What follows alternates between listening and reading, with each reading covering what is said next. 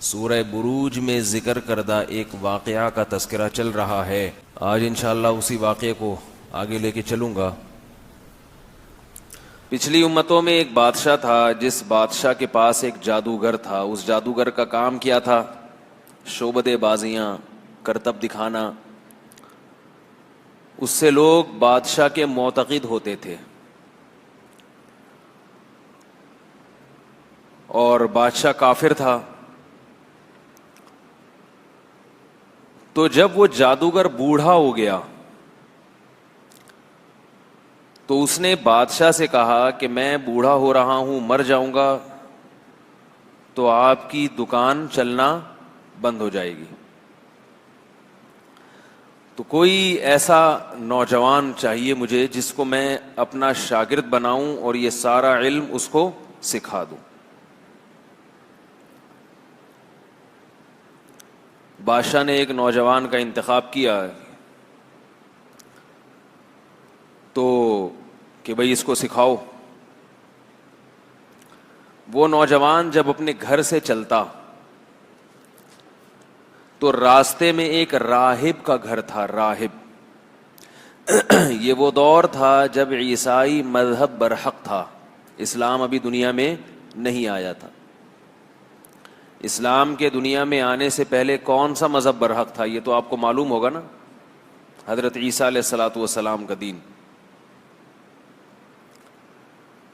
تو وہ نوجوان آیا کرتا جادوگر کے پاس. راستے میں راہب کا گھر تھا تو تھوڑی دیر کے لیے اس کے پاس بھی بیٹھ جایا کرتا.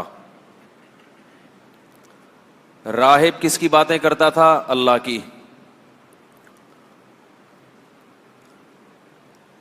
راہب کے پاس سے اٹھ کے جاتا، پھر جادوگر کے پاس جا کے بیٹھتا. واپسی میں پھر راہب کے پاس سے ہوتا ہوا جاتا. تو راہب کے پاس ایک سفر میں 2 دفعہ اور جادوگر کے پاس بولو بھائی 1 دفعہ. تو رنگ کس کا چڑھنا تھا؟ راہب. اس سے کیا پتا چلا کہ بھائی اپنے بچوں کو انسان کا بچہ اگر بنانا ہے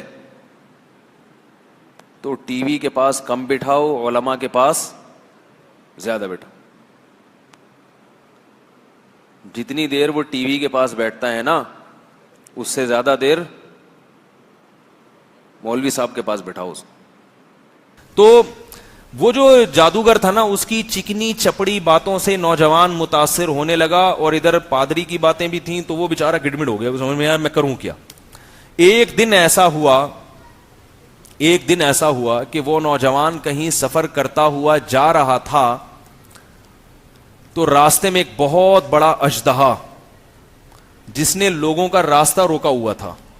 لوگ خوف زدہ تھے کہ ہم یہاں سے گزرے تو یہ ہم میں سے کسی کو کھا جائے گا. اژدہے تو اب ڈاکومنٹری میں آپ دیکھیں پورے انسانوں کو ایسے ہڑپ کر جاتے ہیں، ثابت نگل لیتے ہیں. تو اب یہ کھڑا ہوا ہے نوجوان، یہ بھی کھڑا ہو گیا. یہ کیا مسئلہ ہے بھائی؟ اس نے ایک پتھر اٹھایا. ظاہر ہے اژدہے پتھر سے نہیں مرتے، اتنا بڑا اژدہا اور ایک پتھر مارنے سے کہاں مرے گا.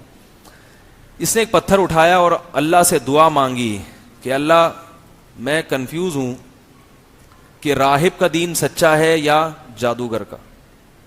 اگر راہب کا دین سچا ہے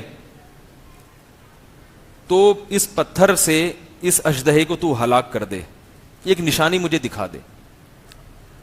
یہ کہہ کے اس نے پتھر مارا اور وہ اژدہا ہلاک ہو گیا. ابھی اللہ کی ایک بہت بڑی نشانی دیکھ لی. جب اللہ اپنی بہت بڑی نشانی کسی کو دکھاتے ہیں تو پھر آزمائش بھی اسی حساب سے لیتے ہیں اس سے. اس لیے غیب پہ ایمان لاؤ، یہ بہتر ہے. اللہ سے ایسی نشانیاں مت مانگا کرو.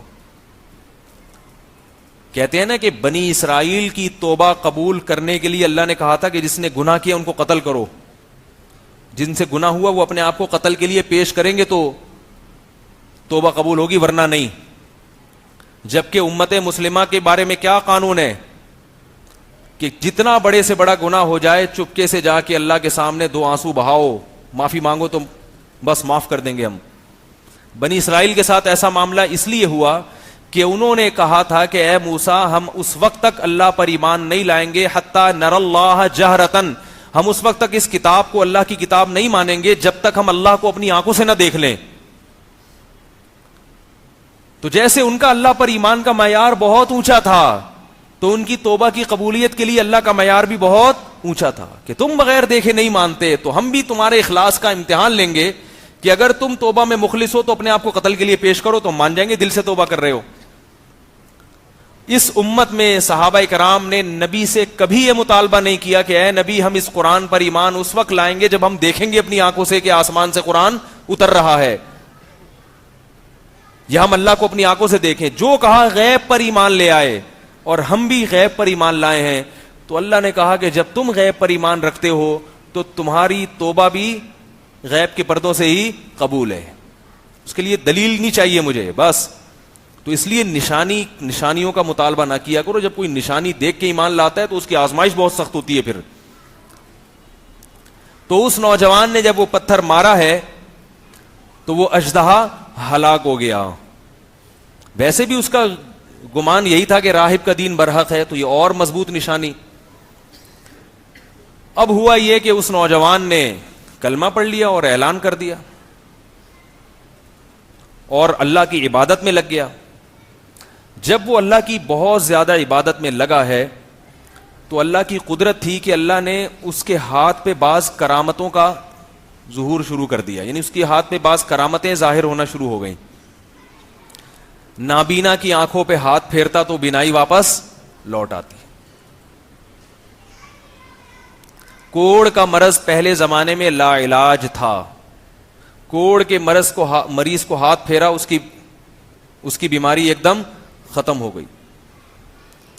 پیدائشی کوئی گنجا ہو، اللہ نہ کرے، اس کے سر پہ ہاتھ پھیرا تو بال، بولو نا بھائی، دیکھو پیدائشی گنجا ہونا تو اللہ کی طرف سے، لیکن جب اللہ نے بال دے دیے تو پھر ٹینٹ کرا کے رکھنا 24 گھنٹے، یہ اللہ کی نعمت کی ناشکری ہوئی نا اس حدیث کی روشنی میں. اگر آپ کو ویسے ہی سر کو ٹھنڈا رکھنے کا شوق ہے تو آپ ٹینٹ کرائیں، مگر یہ کوئی سنت نہیں ہے، کوئی عبادت نہیں ہے. ٹینٹ کرانا آزمائش ہے. اگر اس پہ کچھ لکھنا ہے آپ نے کہ میں گم جاؤں تو پھر یہ میرے نمبر پلیٹ دیکھ لو اور شناختی کارڈ نمبر، پھر تو بھی ٹھیک ہے. بلا وجہ خام خواہ میں ٹینٹ کرا کے رکھنا، اللہ نے بال دیے زینت کے لیے اور ٹنڈے منڈے گھومنا تو اچھا کام نہیں ہے. دینداروں کو زینت کی فکر دوسروں سے زیادہ کرنی چاہیے تاکہ دیکھنے میں اچھے لگیں. تو جب اچھے لگیں گے تو لوگ ان کو دیکھ کے ان کو فالو کرنے کی کوشش کریں گے، اس کا ایک اثر پڑتا ہے. اللہ نے کسی پیغمبر کو بدصورت نہیں بنایا. کیوں؟ اس لیے کہ لوگ جب ان کے پاس بیٹھیں تو لوگوں کی طبیعت ان کی طرف مائل ہو، لوگ ان سے سیکھیں. تو شکل تو اللہ نے جس کی جیسی مرضی بنا دی، مگر کچھ اپنا بھی انسان کا کنٹرول ہوتا ہے. عجیب عجیب سے دیندار لوگوں کو دیکھیں، عجیب عجیب سے بنے ہوئے گھوم رہے ہوتے ہیں، زار من یوں لٹک رہا ہے، ادھر کو جا رہا ہے. اور وہ ایک صاحب نے پوچھا یہ ان کا زار من اتنا کیوں لٹکتا ہے؟ کہ نا سیدھے ہیں، بہت نیک ہیں، اتنے سیدھے ہیں کہ زار من لٹک رہا ہے. چلو غلطی سے تو ہر آدمی کا ایسا ہو سکتا ہے، جان بوجھ کر. تو اس لیے بلا ضرورت ٹینڈ نہ کرایا کریں. کوئی مجبوری ہو تو ایک الگ بات ہے، اس کو دین نہ سمجھے کم از کم. کوئی اسلام میں ایسا کوئی ٹینڈ کرانا کوئی عبادت نہیں ہے. تو وہ نوجوان جو تھا وہ جب گنجے کے سر پہ ہاتھ پھیرتا تو بال لوگ آتے، تو ایسے اس کی ہاتھ پہ کرامتیں ظاہر ہونا شروع ہو گئی. اب جب پبلک کو پتا چلے، وہ روحانی علاج والا نہیں تھا. یاد رکھو روحانی علاج والوں سے کچھ بھی نہیں ہوتا. کہیں آپ کو پتا چلے وہاں بابا بیٹھے ہیں وہ یہ کرتے ہیں، نہیں جانے کی ضرورت، الو بنا رہے ہیں لوگوں کو. تو اب جب یہ کرامتیں ظاہر ہونا شروع ہوئی تو اس کی لوگوں میں شہرت ہونا شروع ہو گئی. بادشاہ کو جب پتا چلا تو بادشاہ بڑا خوش ہوا کہ بھائی ایسا جادو سیکھا ہے کہ اپنے استاذ کو بھی پیچھے چھوڑ دیا اس نے. تو اس کا تو استاذ بھی یہ کام نہیں کرتا تھا، یہ اپنے استاذ سے بھی 4 ہاتھ آگے نکل گیا. واہ بھائی واہ، اب آئے گا مزہ. بادشاہ نے اس کو بلایا. یہ سب میں جو آپ کو واقعہ سنا رہا ہوں یہ بخاری مسلم کی روایات ہیں، ایسے نہیں کہ کہیں بھی اخبار میں پڑھا نوائے وقت میں مضمون آیا ہوا تھا وہ آپ کے سامنے پیش کر دیا. تو بادشاہ کو جب پتا چلا کہ بھائی یہ اتنا بڑا جادوگر بن گیا ہے، بادشاہ نے اس کو بلایا اور کہا کہ ہم نے سنا ہے کہ تم تو اپنے استاد سے بھی 4 ہاتھ آگے نکل گئے. اور ایسے ایسے اور ویسے ویسے. تو اس نے کہا یہ جادو وادو نہیں ہے, یہ جو نابینا کی آنکھوں پہ ہاتھ پھیرتا ہوں تو بینائی میں لاتا ہی نہیں ہوں. بینائی کون دیتا ہے؟ اللہ دیتا ہے. یہ سارے کام اللہ کر رہا ہے, میں کچھ بھی نہیں کر رہا. بس اللہ کی ایک رحمت ہے کہ ہاتھ میرا استعمال ہوتا ہے, کام کون کرتا ہے؟ اللہ. ورنہ مجھے یہ اختیار نہیں ہے کہ میں کسی کی بینائی لوٹا دوں. بادشاہ نے لگائے چترول, ٹھیک ہے نا. پہلے تو بادشاہ نے کہا تو یہ بتا کہ تجھے یہ اللہ اور کلمہ اور یہ اسلام اور یہ عیسائیت یہ سکھایا کس نے؟ اچھا, راہب نے کہا, اس نوجوان کو کہا تھا کہ اگر تم کبھی پکڑے جاؤ تو میرا نہیں بتانا کہ میں نے تمہیں کلمہ پڑھایا یا یہ دین سکھایا ہے, ورنہ بادشاہ مجھے نہیں چھوڑے گا. تو نوجوان نے نہیں بتایا, لیکن نوجوان کو اتنا ٹارچر کیا گیا کہ وہ بیچارہ بتانے پر مجبور ہو گیا. بہت زیادہ جب جسمانی اذیت دی جاتی ہے نا پھر ناممکن ہو جاتا ہے. وہ بھی انسان تھا بہرحال. تو بادشاہ نے راہب کو پکڑ کے بلایا اور اس کی گردن اڑا دی, شہید ہو گیا. کتنا مبارک راہب ہوگا جس کا حدیث میں تذکرہ آ رہا ہے. تو اور اس کو کیا کیا گیا کہ اس کو بادشاہ نے کہا کہ لوگوں سے کہا, اپنے درباریوں سے, کہ اس کو لے کے جاؤ پہاڑ پہ اور نیچے کھائی دکھاؤ, اس کو ڈراؤ, ٹھیک ہے نا, اور اس سے کہو کہ یہ عیسائیت چھوڑ دے, نہیں چھوڑتا تو ہم تمہیں یہاں سے گرا کے ہلاک کر دیں گے. تو اس کو لے گئے, اس نے کہا ہلاک کر دو, میں تو عیسائیت نہیں چھوڑنے والا. تو اللہ کی قدرت کیا ہوئی ہے کہ وہ پہاڑ پہ ایسا کچھ زلزلہ آیا, وہ سارے مر گئے اور یہ بچ گیا, اکیلا واپس آ گیا. تو بادشاہ نے پھر لوگوں کو کہا کہ اس کو سمندر میں لے جاؤ. اچھا, اب یہ خبریں لوگوں میں مشہور ہونا شروع کی, ایک نوجوان ہے بھائی وہ اس طرح کا ہے, کیونکہ اللہ تعالیٰ مشہور کر رہے ہیں نا تاکہ اس سے کام لینا ہے اللہ تعالیٰ نے. تو اس کی خبر کہ بھئی یہ تو آنکھوں پہ ہاتھ لگائے تو بینائی واپس لوٹ آتی ہے. تو یہ سب کو یہی کہتا بھئی میں یہ نہیں کر رہا, اللہ پر ایمان لے کر آؤ, یہ میں نہیں کر رہا, یہ اللہ کر رہا ہے, تو اللہ کی قدرت پر ایمان لے کر آؤ. تو اب اس کے یہ واقعہ بھی مشہور ہونے شروع ہو گئے, بھئی پہاڑ سے گرایا نہیں مر رہا. تو اس کو سمندر میں لے کر گئے, بیچ سمندر میں بادشاہ نے کہا اس کو غرق کر دینا اگر یہ ایمان نہ لے کر آئے. تو ڈرایا نہیں, یعنی ایمان نہ چھوڑے, اگر یہ ڈرایا وہی اثر نہیں ہوا اس کے اوپر. تو وہ کشتی الٹ گئی, سارے مر گئے, اس کو اللہ نے بچا لیا, یہ پھر واپس لوٹ آیا. کشتی الٹ گئی یا کیا ہوا مجھے پوری تفصیل جتنی حدیث میں ملتی ہے, بس یہ کہ وہ غرق ہو گئی, یہ بچ گیا. تو جب یہ واپس آیا تو جب بادشاہ نے ساری کوششیں کر لیں کہ بھئی یہ اچھا لوگ آہستہ آہستہ مسلمان ہو رہے ہیں, تو بادشاہ نے قتل کرنے کی کوشش کی, ہر کوشش میں بادشاہ ناکام ہوا. تو اس نوجوان نے بادشاہ سے کہا کہ میں آپ کو اپنے آپ کو قتل کرنے کی کوشش, یعنی قتل کرنے کا طریقہ میں آپ کو خود بتاتا ہوں. میں آپ کو جو طریقہ بتاؤں گا آپ اس طریقے سے مجھے قتل کریں گے تو میں قتل ہو جاؤں گا.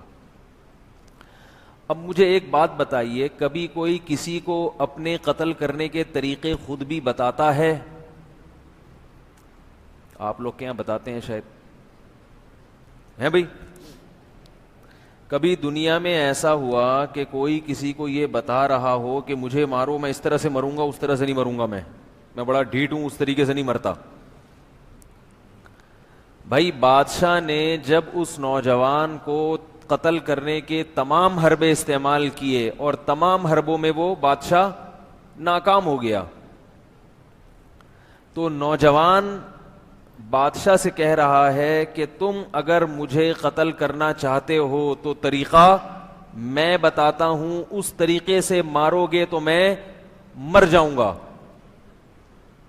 تو میں آپ حضرات سے سوال پوچھ رہا ہوں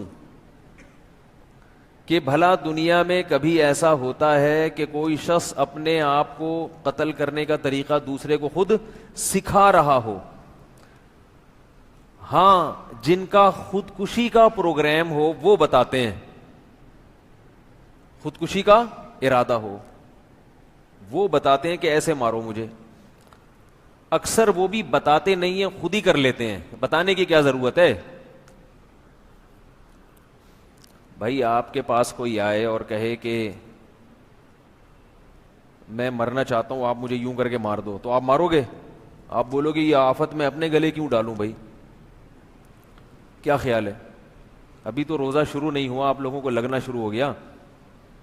ابھی رمضان میں ایک ہفتہ باقی ہے, ہفتے کا یا اتوار کا روزہ ہے, پھر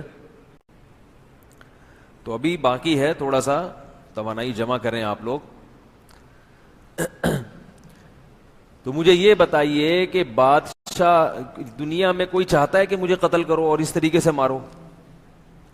خودکشی کرنے والے کرتے ہیں یہ کام.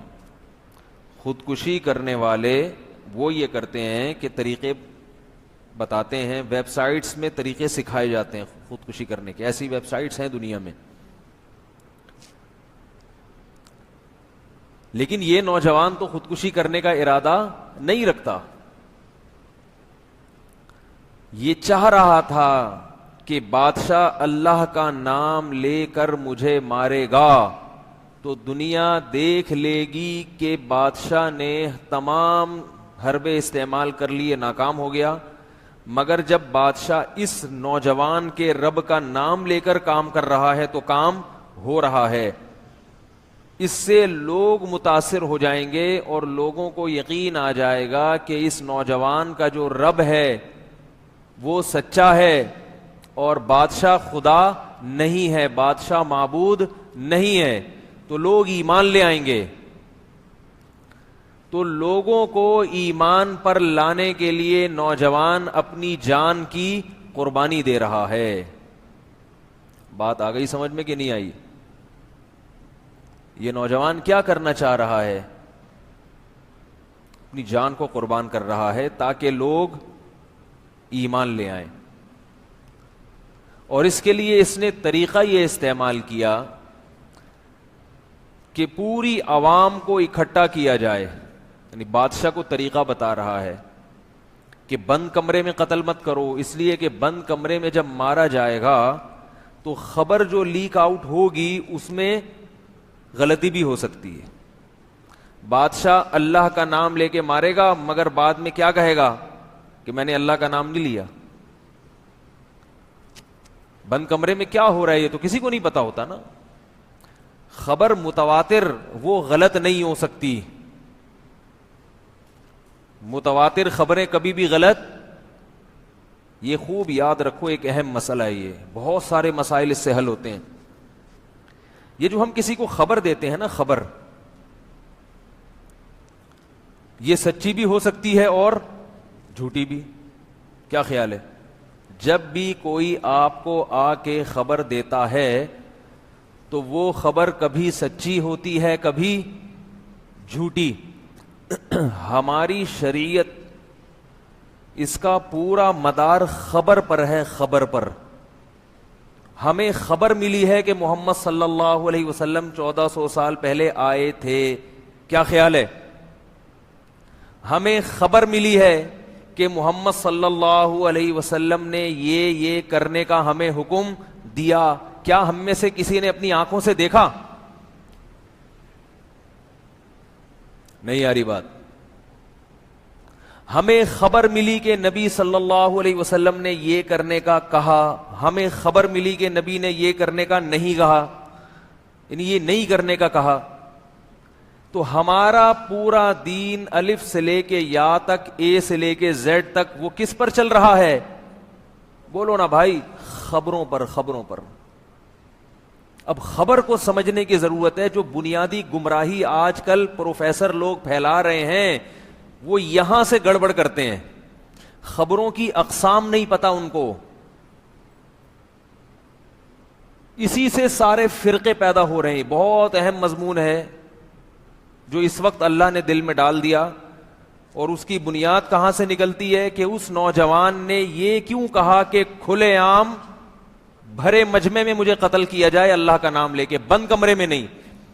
وہ یہ بھی کہہ سکتا تھا کہ بند کمرے میں 4 آدمیوں کے سامنے وہ 4 گواہ رہیں گے, یہ بھی تو ہو سکتا تھا نا. بہت مشکل ہے بھائی, ان لوگوں کو نہیں سمجھ میں آ رہا یار. تھوڑا سا بھائی گردن تو ہلاؤ. ویسے ہی ہلا دیں, جھوٹی موٹی کے بھی تو کوئی کام ہوتے ہیں کہ انسان کسی کو خوش کرنے کے لیے جھوٹی موٹی میں بعض دفعہ گردن ہلا دیتا ہے. سچی مچی میں نہیں ہلتا تو جھوٹی موٹی کا ہلا دیا کریں. تو دنیا میں اس وقت سب سے بڑی آبادی عیسائی, یہودی اور مسلمانوں کی ہے جو اللہ کو اور پیغمبروں کو مانتے ہیں. اتنی بڑی آبادی اگر جھوٹے نبیوں کو مانتی ہوئی آئی ہے اگر، تو یہ بات کھوپڑی میں آنے والی نہیں ہے. کھوپڑی نہیں مانتی اس بات. یہ تمام لوگ پیغمبروں کے سلسلے کو مانتے ہیں اور دنیا کی بہت بڑی آبادی ہے. یہ صرف عیسائی اور مسلمانوں کو ملا دیا جائے اگر، تو یہ جو ایتھیسٹ کہتے ہیں کوئی پیغمبر نہیں آیا اور کوئی پیغمبر، تو یہ کیسے لاکھوں لوگوں تک کیسے ان کی تعلیمات پہنچی ہیں اور کسی نہ کسی درجے میں یہ پیغمبروں کی تعلیمات کو باقاعدہ فالو کر رہے ہیں. اس کا مطلب ہوا کہ موسیٰ نام کے کوئی پیغمبر بھی دنیا میں آئے تھے، عیسیٰ نام کے کوئی پیغمبر بھی دنیا میں آئے تھے، محمد صلی اللہ علیہ وسلم کے نام کے کوئی پیغمبر بھی دنیا میں آئے تھے. اور ان تمام پیغمبروں کی تعلیمات کو اگر آپ غور کرتے ہیں تو وہ ساری اچھی تعلیمات ہیں. اچھی، کوئی بھی ایسی تعلیم نہیں ہے جو غلط ہو، بالکل 100% غلط ہو. تو یہ ممکن نہیں ہے کہ جھوٹا نبی دنیا میں آئے اور لوگوں کو اچھی چیزوں کو پہ ڈال کے چلا جائے. ایک صاحب مجھے لاہور میں ملے کچھ دن پہلے، وہ کہہ رہے ہیں کہ یہ جو معاذ اللہ نبی صلی اللہ علیہ وسلم تھے نا، یہ معاذ اللہ نقل کفر جادوگر تھے، انہوں نے جادو کے زور سے پوری دنیا کو یوں کیا ہے. میں نے کہا کسی جادوگر کی تعلیمات میں جمعے کی نماز آئے گی، رمضان کا روزہ آئے گا، ماں باپ کے ساتھ حسن سلوک آئے گا؟ ساری دنیا میں مسلمان جمعے کی نماز پڑھتے ہیں. کیوں؟ کس نے حکم دیا؟ یہ محمد صلی اللہ علیہ وسلم نے. کیا عقل مانتی ہے کہ اس ساری دنیا کے مسلمان ایک جادوگر کو فالو کر کے جمعے کی نماز پڑھ رہے ہیں؟ یہ پاگل ہیں کیا؟ یہ کسی جادوگر کو ایسے فالو کیا جاتا ہے کہ ساری دنیا کے لوگ اکٹھے ہو جائیں، اس کے کہنے پر رمضان کے 1 مہینے کے روزے رکھ لیں، شام کو تراویح پڑھ لیں، تلاوت کر لیں، بوڑھے ماں باپ کو گھر میں رکھ کے ان کی خدمت کریں. دنیا میں کوئی ایک جادوگر دکھاؤ جس کو فالو کرنے والوں نے اتنی خوبصورت زندگی گزاری ہو، کوئی ایک دکھا دو بھائی. نہیں یار، یہ آپ کی سمجھ میں نہیں آئے گی، ایتھیسٹ کی سمجھ میں کہاں سے آئے گی بھائی. نماز پڑھ لیا کریں، روزے رکھ لیا کریں، اتنا کافی ہے. پریشان ہونے کی چندہ ضرورت نہیں ہے. تو خیر، اس پر ہم روشنی ڈالیں گے انشاءاللہ اگلے بیان میں کہ یہ میں کیا کہنا چاہ رہا ہوں. ابھی تو میں نے ساشا پیش کیا ہے آپ کے سامنے، پیکنگ فل بعد میں آئے گی. تو وہ جو جادوگر تھا نا، وہ جو نوجوان تھا، اس نے اپنے آپ کو قتل کرنے کے لیے جم غفیر کا انتظام کیوں کیا؟ تاکہ ایسا نہ ہو کہ میں 4 آدمیوں کے سامنے قتل ہو جاؤں اور پبلک بولے، بادشاہ جھوٹ موٹ بول دے کہ یہ تو کوئی نہیں تھا، کوئی اللہ کا نام نہیں لیا. تو جب پورا شہر اکٹھا کر لیا گیا اور اس کے تیر لگائے، یہ جناب گرائے، پورے شہر نے بیک زبان ہو کے کلمہ پڑھنا شروع. سارے مسلمان ہو گئے، جو اس وقت جو عیسائی مذہب برک تھا، سب اللہ کی دعوت، اللہ پر ایمان لے آئے اور بادشاہ کے رب ہونے کی، بادشاہ تو اپنے آپ کو رب کہتا تھا، سارے مسلمان ہو گئے. آپ کو پتہ ہے جو حکومتی پٹھو ہوتے ہیں نا، وہ کبھی بھی وہ نہیں ہلتے چاہے کچھ بھی ہو جائے. جو بادشاہ کے درباری ہوتے ہیں نا، خاص بہت کم ان میں لوگوں کو ایمان کی توفیق ملتی ہے. تو قرآن کی تاریخ سے بھی پتہ چلتا ہے کہ ظالم بادشاہوں میں بعض دفعہ پوری قوم ان کے خلاف ہو گئی، لیکن ان کے جو درباری ہیں وہ ان کا ساتھ نہیں چھوڑتے. تو ایسا ہی ہوا کہ پوری قوم مسلمان ہو گئی، لیکن جو بادشاہ کے درباری تھے، اس کے خاص لوگ تھے جو ہر وقت بادشاہ کے ساتھ رہتے تھے، وہ بادشاہ کے ساتھ تھے. تو بادشاہ نے یہ کہا کہ بھائی یہ تو پوری قوم ہمارا دین چھوڑ دیا اس نے اور مجھے خدا ماننے سے انکار کر دیا ہے. اب ایک ہی حل ہے کہ ان کو زبردستی مجبور کر کے اس دین برحق سے دور کرو. اور اس کا طریقہ یہ ہے کہ شہر میں جگہ جگہ خندقیں کھودی جائیں، ہر گلی میں، ہر محلے میں خندقیں کھود کے اس میں لکڑیاں ڈالی جائیں، آگ جلائی جائے اور پھر ایک ایک کو پکڑ کے اس آگ میں جھونکا جائے. تو جو اس آگ کو دیکھ کے ڈر جائے اور کہے کہ میں اپنا دین چھوڑتا ہوں تو اس کو تو بچا لو، باقی سب کو کیا کر دو؟ آگ میں ڈال دو. تو یہ وہ خندقیں تھیں. تو ایک ایک کو پکڑ کے ڈالا گیا. صحیح حدیث میں آتا ہے، آپ صلی اللہ علیہ وسلم نے ارشاد فرمایا کہ 3 بچے ہیں جو ماں کی گود میں بولے ہیں. ایک تو حضرت عیسیٰ علیہ السلام ماں کی گود میں بولے تھے، اور ایک وہ جس پر وہ ایک بزرگ تھے نماز پڑھ رہے تھے، تو ان کی ماں نے ان کو پکارا تو وہ پریشان ہو گئے کہ ایک طرف ماں ہے اور ایک طرف نماز ہے. تو آزمائش میں آ گئے نا، اللہ میں نماز توڑ کے جواب دوں تو تیرا حق ضائع ہوتا ہے، اور ماں کو نماز نہ توڑوں تو ماں کا حق. تو اسی کشمکش میں تھے کہ ماں نے بد دعا دے دی کہ اللہ کرے تجھ پر کوئی تہمت لگے. تو یہی ہوا کہ وہ پھر کسی چرواہے نے کسی عورت کے ساتھ زنا کیا، بچہ پیدا ہوا. تو وہ عورت شادی شدہ تھی نہیں. لوگوں نے پوچھا بچہ کس کا ہے؟ تو اس عورت نے جان چھڑانے کے لیے اس راہب پہ ڈال دیا. وہ بیچارہ نیک بزرگ اپنے جھونپڑی میں اپنی عبادت کیا کرتا تھا، اس پہ جھوٹا الزام ڈال دیا. لوگوں نے پکڑ کے مارا اس کو اور اس کے وہ عبادت خانہ گرا دیا، تو اللہ تعالیٰ نے اب اس پر رحم کیا، تو جو ہے نا ماں کی گود میں بچہ بولا کہ میرا جو ہے نا اس کے پانی سے اللہ نے مجھے پیدا نہیں کیا بلکہ مجھے فلاں کے پانی سے اللہ نے پیدا کیا، وہ چرواہے سے۔ تو یہ کرامت اس راہب کی ظاہر ہوئی، تو اللہ نے اپنے حق کی وجہ سے اس کی عزت کی بھی حفاظت کی، لیکن ماں کی بد دعا بھی لگی اس کو۔ تبھی امام ابو حنیفہ رحمہ اللہ تعالیٰ اسی حدیث کی بیس پہ کہتے ہیں کہ اگر نماز کی حالت میں ماں پکارے اور اس کو پتہ نہیں ہے کہ آپ نماز پڑھ رہے ہیں تو نماز توڑ دینی چاہیے۔ تو اب کیا مسئلہ ہوا کہ وہ بچہ بھی ماں کی گود میں بولا، تو خیر جب لوگوں نے کہا یہ تو راہب بڑا نیک آدمی ہے، بچے سے اللہ گواہی دلوا رہے ہیں، تو اس راہب کو دوبارہ پروٹوکول دیا گیا اور اس سے کہا ہم آپ کا عبادت خانہ سونے کا بنا کے دیں گے۔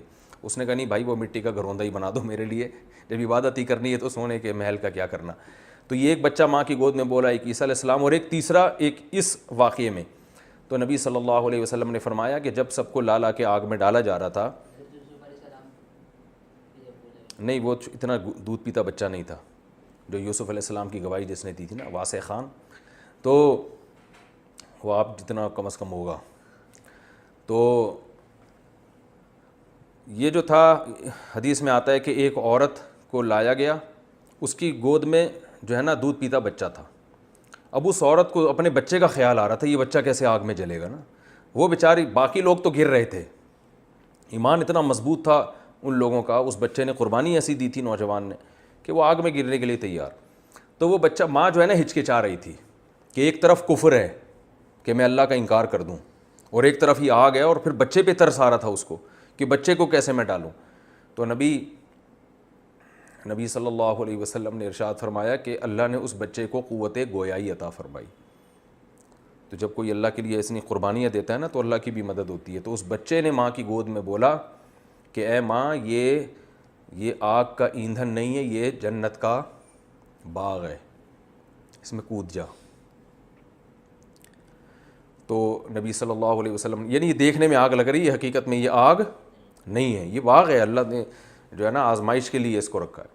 تو وہ ماں جو ہے نا اپنے سینے سے لگا کے اس میں کود گئی۔ تو خیر وہ اس بادشاہ نے، کم بخت نے، ان سب کو قتل کر دیا۔ تو وہ غالب آ گیا بادشاہ، وہ ہلاک ہو گئے۔ تو اب چونکہ ظاہری لحاظ سے بادشاہ کو کامیابی مل گئی تھی اور وہ ایمان والے سارے قتل ہو گئے، جو کفر میں تھے وہ تو بادشاہ کے ساتھ ہو گئے، تو اب ظاہری لحاظ سے تو وہ کامیاب ہو گئے نا۔ تو قرآن میں اللہ نے صدیوں بعد ان کا واقعہ نازل فرمایا، اور اللہ نے فرمایا کہ میں اپنے نبی کو یہ اطلاع دے رہا ہوں کہ دیکھنے میں کامیاب بادشاہ ہوا لیکن حقیقت میں کامیاب نہیں ہوا، اس لیے کہ وہ تو باغات میں چلے گئے، اور جو بادشاہ جس نے خندقیں کھدوائی تھی نا، اور اس کے جو فوجی لوگوں کو پکڑ کے خندقوں میں ڈال رہے تھے، وہ اصل میں آگ میں ہیں۔ تو آگ کے مستحق یہ لوگ ہوئے ہیں، وہ نہیں ہوئے۔ اور یہ خبر ہمیں قرآن مجید نے اور نبی صلی اللہ علیہ وسلم نے ہمیں ان کا یہ واقعہ بیان کیا، تو اس سے ہمیں کیا سبق ملتا ہے؟ یہ بھی ایک، وہ اسباق تو ملیں گے، وہ تو میں انشاءاللہ آئندہ بیان کروں گا۔ ایک سبق ہمیں یہ بھی ملتا ہے کہ خبر متواتر کا انکار ممکن نہیں ہوتا۔ نوجوان نے جم غفیر اس لیے بلایا تاکہ کوئی بعد میں انکار نہ کر سکے، وہ جماعت المسلمین کو جانتا تھا شاید کہ پیدا ہوں گے ہی بعد میں مکر جائیں گے، بولیں گے یہ بھی نہیں ہے، یہ بھی نہیں ہے، ایسا بھی نہیں ہے، ویسا بھی نہیں، تو اس نے پہلے سے انتظام کیا بھائی کہ متواتر خبر کا انکار ممکن نہیں ہوتا۔